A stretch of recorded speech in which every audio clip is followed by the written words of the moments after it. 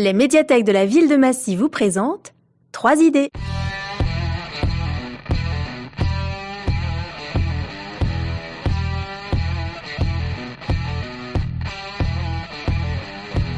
Bonjour à tous et bienvenue sur ce nouvel épisode de notre podcast 3 idées dans lequel chaque mois, les bibliothécaires de la ville de Massy, c'est nous, vous proposent 3 idées de lecture principalement, mais aussi parfois de films. D'ailleurs, n'hésitez pas à aller écouter nos précédents épisodes et à vous abonner pour n'en rater aucun. Et le thème de l'épisode d'aujourd'hui, c'est 3 lectures pour frissonner. Et oui, on est fin octobre, donc on a choisi de sortir l'ambiance citrouille, Halloween et squelette dans le placard. Et je vous propose de commencer avec la série Vampiria de Victor Dixon, qui est un auteur plutôt connu puisqu'il a notamment écrit la série Phobos, que vous connaissez peut-être. Avec Phobos, on était plutôt dans la science-fiction, alors que dans Vampiria, on bascule dans la fantaisie à tendance gore. Je vous raconte l'histoire, je vous dis après ce que j'en ai pensé. L'histoire part du principe qu'en 1715, le roi Louis XIV a trouvé un moyen de transmuter en vampire. Oui. Depuis, il règne sur le royaume de France qui se trouve figé dans une terreur qui dure depuis 3 siècles et où le peuple se trouve obligé de payer la dîme. Alors là, c'est pas de l'argent que les gens doivent donner, c'est leur sang. Vu que le roi et tous les nobles sont des vampires, faut bien nourrir tout ce petit monde. Et l'histoire débute sur les chapeaux de roue puisque nous faisons la connaissance de la jeune Jeanne et de sa famille. C'est une famille de roturiers et il y a beaucoup d'affection entre eux. Les personnages sont plutôt sympathiques et on a plutôt envie de faire partie de ce foyer qui est très très chaleureux. Mais au bout de quelques pages, tout bascule puisqu'on frappe à la porte et là, la totalité de la famille de Jeanne est sauvagement massacrée par des vampires qui sont mandatés par le roi. Et la seule survivante, c'est Jeanne et elle jure de se venger. C'est une jeune fille plutôt débrouillarde puisque par une suite de circonstances, de rencontres et de chance, faut bien le dire, elle réussit à se faire passer pour une jeune noble et à intégrer une école qui va lui permettre de se rapprocher de la cour et d'assouvir sa soif de vengeance. J'arrête là mon résumé pour pas vous dévoiler trop l'intrigue. Alors je vous cache pas que quand j'ai découvert l'histoire, je me suis un peu demandé où j'étais tombée et qu'est-ce que c'est que cette histoire un peu bizarre. Parce que Louis XIV qui devient un vampire, entre nous, faut quand même adhérer. On va dire qu'au moins c'est original, c'est sûr qu'on n'a pas l'impression d'avoir déjà vu ça ailleurs. J'ai quand même persévéré et j'ai pas été déçue parce que c'est une histoire qui est très addictive, ça se lit super rapidement et on a très très envie de connaître la suite. J'ai adoré les personnages secondaires, par exemple Alexandre de Mortange qui est un vampire plutôt en couleur, un peu excentrique, qui m'a bien fait rigoler.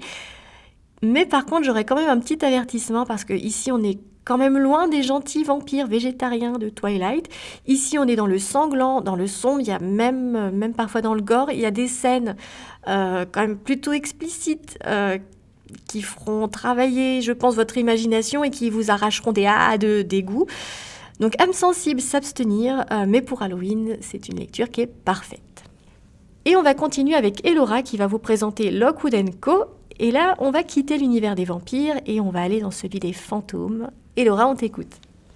Alors moi, je vais vous parler de la série Lockwood & Co. de Jonathan Stroud. Cette série se déroule dans un monde assez semblable au nôtre, à un détail près, il est infesté de fantômes. Si certains se contentent de hanter les lieux avec mélancolie et sans faire de mal à personne, d'autres sont beaucoup plus dangereux et menacent littéralement les vivants. Donc pour lutter contre ce fléau, des agences de chasseurs de fantômes ont été créées pour recruter, former et surtout envoyer au combat les êtres les plus aptes à sentir la présence des fantômes, les enfants.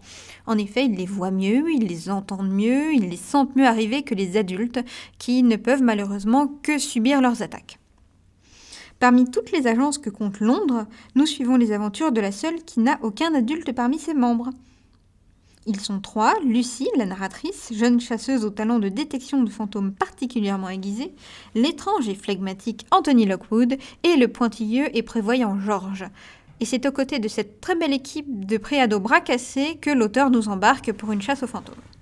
J'ai eu un vrai coup de cœur pour cette série dès le tome 1 et je continue de guetter la traduction du tome 5. C'est un bonheur à lire, l'histoire en elle-même est palpitante, les enquêtes de l'agence sont diversifiées, aussi bien au niveau des lieux que du type de menace, mais toutes pleines de suspense.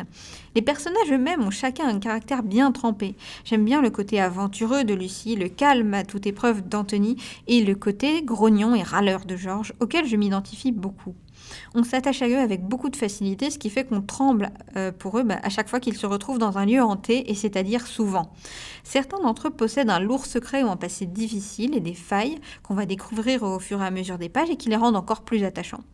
Au fil des aventures, il y a aussi d'autres personnages, vivants ou non, qui se mettent à graviter autour du trio, et on prend beaucoup de plaisir à les rencontrer et aussi à les suivre. J'ai beaucoup aimé suivre non seulement les enquêtes de l'agence, mais aussi leurs efforts pour se faire une place parmi les nombreuses agences de chasseurs de fantômes de Londres. Ils se retrouvent régulièrement d'ailleurs face à une équipe rivale, issue d'une agence beaucoup plus prestigieuse que Lockwood & Co. Et enfin, j'ai aussi beaucoup aimé le fait qu'il arrive des fois à l'agence d'échouer, de patauger, de se décourager, de se tromper. Et ça les rend beaucoup plus humains que s'ils volaient de succès en succès. Un vrai coup de cœur, et une série pour l'instant en 4 tomes, le 5e doit être en cours de traduction, et nous avons les 4 tomes à la médiathèque. Merci Elora, et on va terminer avec le roman Peur Express de Jo Whittek, qui est une autrice que personnellement j'aime beaucoup, et c'est Léa qui va vous le présenter. Alors moi, je tenais à vous présenter Peur Express de Jo Whittek, qui est une autrice que j'aime beaucoup. Alors nous sommes le 22 décembre, en gare de Paris. Il y a du monde sur le quai. Chacun s'apprête à rejoindre ses proches pour fêter Noël et prendre plaisir à se réunir en famille. Le TGV 175 à destination de Perpignan vient de partir. Tout se passe bien à bord du train. On va faire la connaissance au fil des pages de Nyoko, une jeune asiatique qui a 16 ans et qui se réfugie dans les livres de vampires. Assez timide, elle prend plaisir à se retrouver dans ses lectures. Il y a Zimri, un jeune adolescent qui semble être tout à fait normal, bien, qui semble. Dylan, un mordu de criminologie qui a un petit cahier sur lequel il note la liste de criminels et qui a un physique de champion de basketball. Nous avons Virgile, un jeune homme mal dans sa peau et qui se cache sous son style gothique et qui est victime de TOC. Indy, une jeune fille qui se prétend être une reine au-dessus de tout et qui prend un malin plaisir à se faire admirer de tous, bien consciente de sa beauté et de sa majesté naturelle. Et enfin, Wafa, une adolescente prise de spasmophilie qui compte prendre un nouveau départ. Tout ce petit monde se retrouve dans le même train. Il y a aussi la présence rassurante de Robert Jean, le contrôleur du train, qui nous rassure. Il y a aussi Jeanne, la conductrice, et Josie, la serveuse de la voiture-bar. Tout paraît normal pour un super trajet dans le train. Jusque-là, tout va bien. Jusqu'à ce que la nuit arrive à grands pas, la neige se transforme vite en tempête, mais aucune chance pour que le temps aille arrêter un train dernier cri lancé à pleine vitesse. Aucune chance, vous dites ? Pas tant que ça, puisque c'est finalement ce qui va arriver à nos chers passagers. Le TGV est stoppé sur un viaduc à environ 60 mètres au-dessus du sol, par moins 10 degrés. Le top, quoi. Au bout d'un certain temps, l'engin est carrément plongé dans le noir complet, privé d'électricité et d'eau. C'est vraiment la poisse. Mais ce n'est pas le plus bizarre, parce que jusque-là, ça peut toujours arriver, un train qui tombe en panne. Là, il va y avoir d'étranges phénomènes qui vont survenir chez nos 6 adolescents. Le roman va alors basculer dans une atmosphère très lugubre. Les adolescents vont être sujets à des choses au-delà du raisonnable. Par exemple, Wafa, en regardant une enfant effrayée près d'elle, est prise d'hallucinations. Virgile, qui est atteint de TOC, va aller s'enfermer dans les toilettes pour se laver, se relaver et se laver encore les mains. Dylan, lui, croit avoir aperçu un des tueurs sur sa liste.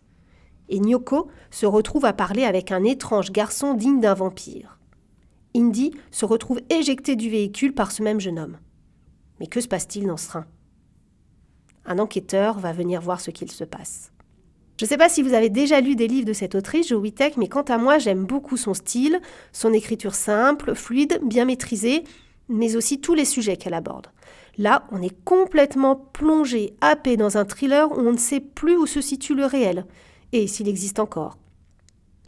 Les personnages sont assez nombreux, mais on s'y fait très vite. On se prend vraiment d'affection pour tous les personnages et on a envie vraiment de savoir ce qu'il se passe pour chacun d'eux.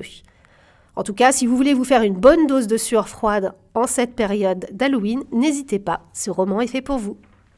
Et c'est déjà la fin de notre podcast 3 idées où aujourd'hui on vous parlait de lecture parfaite pour les soirées d'automne en période d'Halloween. Pour rappel, on vous a présenté Vampiria de Victor Dixon, Peur Express de Jo Whittek et Lockwood & Co de Jonathan Stroud. Si vous les avez lus, n'hésitez pas à commenter pour nous dire ce que vous en avez pensé. Nous espérons que cet épisode vous aura plu et vous aura donné des idées de lecture et de découverte. À très bientôt pour un nouvel épisode.